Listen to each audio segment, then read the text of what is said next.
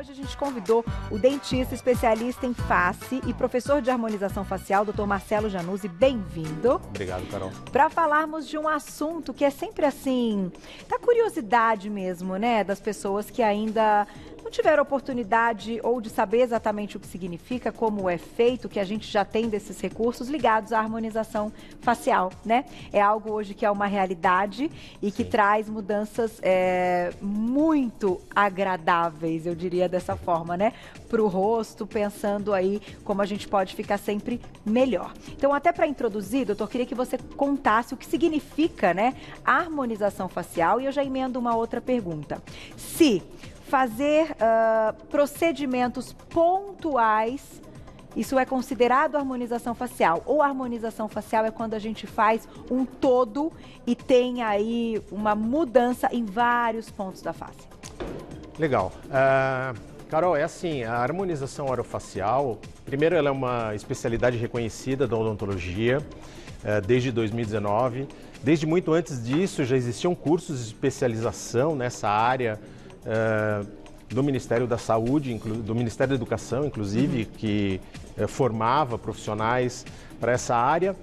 E é exatamente o que você falou, quando você faz um procedimento pontual, se ele estiver isolado de um contexto, ele não significa um caminho a ser seguido. Ele pode melhorar aquela determinada área naquele instante, mas a harmonização ela trata o global do processo de envelhecimento ou do rejuvenescimento da face. Então, mais do que tratamentos pontuais, eles podem ser individualizados e individuais, só que dentro de uma sequência correta para que você obtenha o processo de rejuvenescimento. Um início, meio e fim, exatamente, pensando então na face por completo. Então você poderia dividir esse tratamento em várias etapas, não precisa fazer tudo de uma única vez.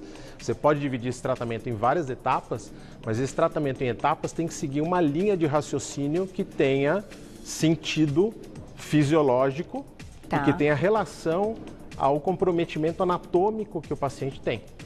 Com o processo do envelhecimento. E existe aí um início que seria o primeiro passo para todo mundo? Então, o primeiro ponto da face, que é algo mais marcante, que talvez seja o primeiro ponto a ser tratado, enfim, mudado? Olha, eu acho que o primeiro ponto a ser observado nos tratamentos, de maneira geral, da harmonização orofacial é o diagnóstico, né? Como em qualquer tratamento médico, odontológico ou da saúde, o diagnóstico é fundamental. Então, a partir do momento em que você entende o que aquele paciente individualmente perdeu, ou quais as estruturas perdidas durante o processo de envelhecimento, a partir daí você tem condições de selecionar qual a alternativa terapêutica é a mais indicada para começar aquele caso específico. Então, não existe uma ordem pré-determinada de você falar, olha, começa pela toxina, faz depois o preenchimento, faz depois outro, certo? Você faz esse diagnóstico e a partir desse diagnóstico, dependendo do quadro da perda que esse paciente tem, você usa a ferramenta que você tem na tua caixa de ferramentas, no teu arsenal terapêutico para executar a melhor sequência de tratamentos a partir dali. E faz todo sentido, porque não é regra, né? As pessoas são diferentes, então algumas vão ter mais marcações que outras. Como a colega que nos antecedeu falou da nutrição, a nutrição e a saúde sistêmica geral é 100% importante no processo de envelhecimento, né? As pessoas que ingerem altos conteúdos de glicose, de carboidratos, elas têm o que a gente chama de glicação de todos os tecidos da face. Essa glicação destrói o colágeno.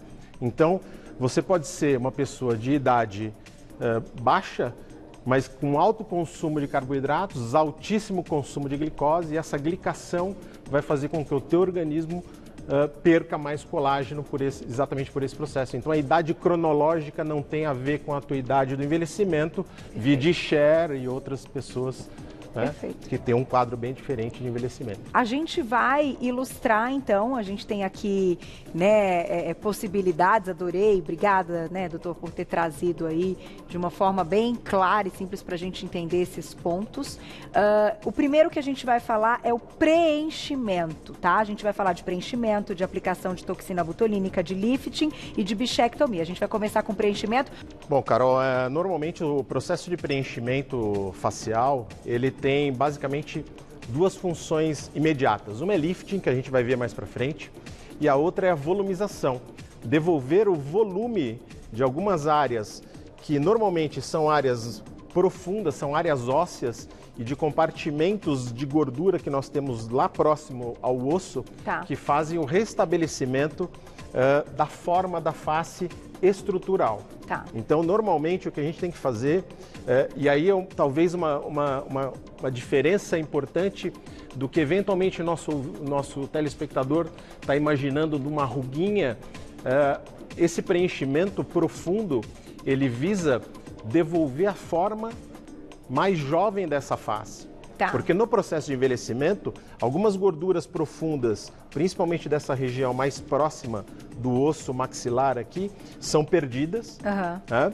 Os músculos sofrem uma queda, os ligamentos perdem também a sua consistência e a nossa face normalmente dizem, né? Os pacientes normalmente dizem que ela começa a dissolver, né? A escorrer.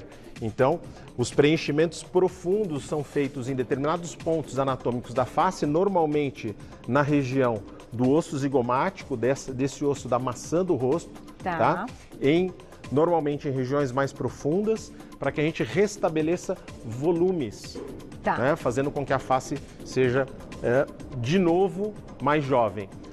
Os preenchimentos superficiais, que também podem ser executados, normalmente a gente executa esses procedimentos com um aparelhinho que é esse aqui, que é uma cânula, ele não tem ponta, né? Embora ele tenha um comprimento talvez exagerado, ele é um instrumento que não tem ponta, é um instrumento que causa mínimo trauma, tá?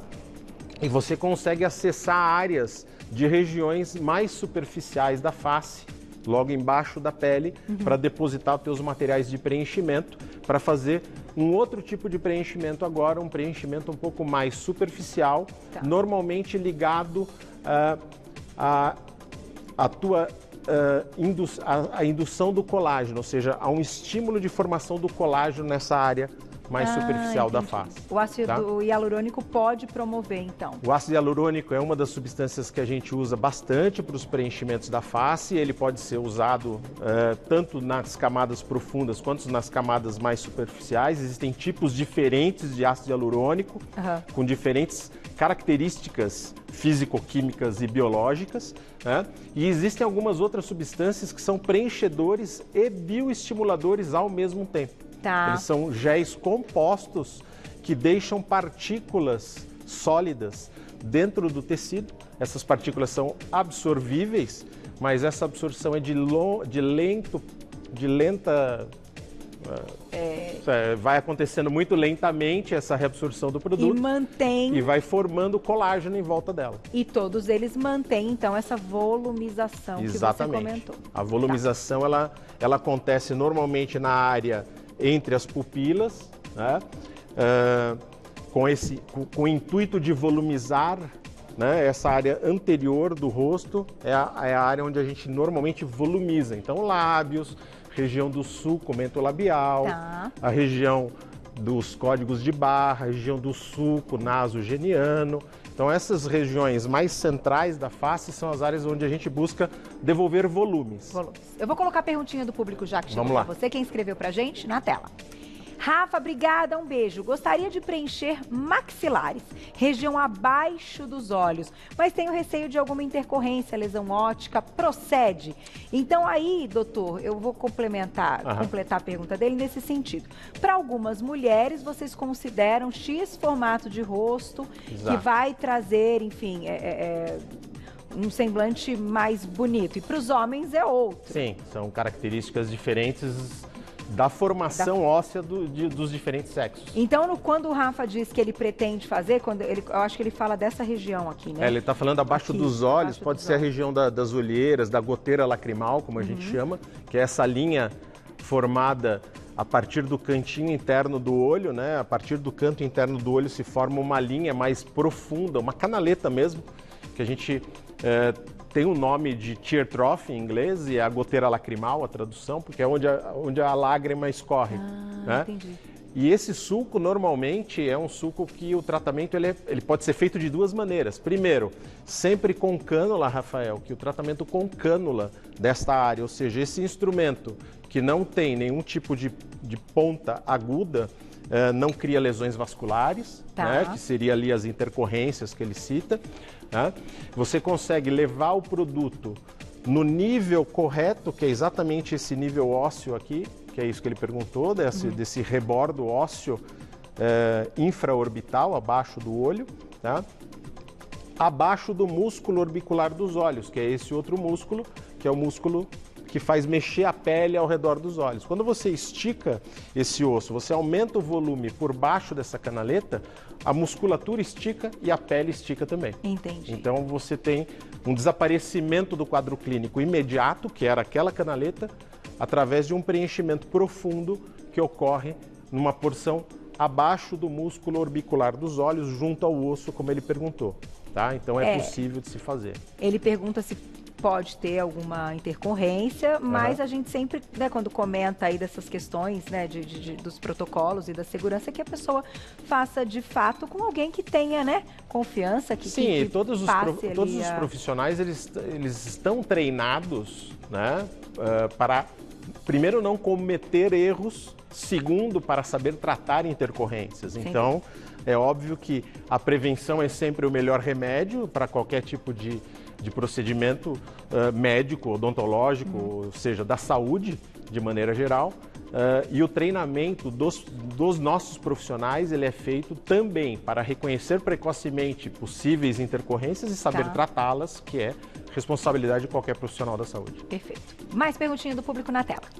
Obrigada, Simone, um beijo. Pessoas diabéticas estão mais propensas ao envelhecimento da pele? Neste caso, a harmonização fácil teria um efeito significativo? Fácil não, seria facial, né? Isso, teria um efeito significativo? Sim, as pessoas diabéticas têm um envelhecimento um pouco mais acelerado, exatamente pelo problema da glicose, mas é possível sim, com algumas medidas preventivas, como a administração de antibióticos e etc., para prevenir efeitos adversos, você tratar essas pessoas com, obviamente, resultados talvez não tão bons como um paciente normoreativo. Perfeito. Dá tempo de mais uma, olha lá, na tela. Obrigada, Cláudia, um beijo. Pessoas alérgicas podem fazer preenchimento? Podem fazer preenchimento, a gente vai ter que, obviamente, estudar essa alergia, né? Saber alérgico ao que é, porque o ácido hialurônico, por exemplo, ele é normal do nosso organismo, ele é natural do organismo, né? Então, dificilmente o paciente pode ter uma alergia a isso, ele pode ter, às vezes, alergia à anestesia. Então, esse padrão do alergia pode ou não pode? Sim, pode, desde que a gente faça uma análise profunda do quais são as alergias e como trabalhar com essa alergia dentro de qualquer procedimento. Não é regra não poder, como não é regra que vai poder. Exato. Nesse sentido. Exatamente. A gente tem 50 segundos. Eu vou passar o Instagram do doutor e vou fechar com uma perguntinha muito rápida. @MarceloJanuzzi, com 2 Es e no final, _oficial. @MarceloJanuzzi, _oficial, para todo mundo que quiser mandar perguntinhas pro doutor. Doutor, dura mais ou menos o que falam aí do ácido hialurônico e tal? Uns 2 anos? Aí como é que é? A gente fez tudo aqui. Aí passaram-se 2 anos. Nós vamos fazer tudo de novo? Normalmente sim. Essa é a minha dúvida. Normalmente sim, não dura 2 anos. Né? Existem produtos de duração maior que podem chegar a 2 anos, não são os ácidos hialurônicos. Os ácidos hialurônicos duram normalmente de 9 meses a 1 ano e meio. E aí tem que repetir caso o rosto apresente de novo. Exatamente, porque o envelhecimento é constante.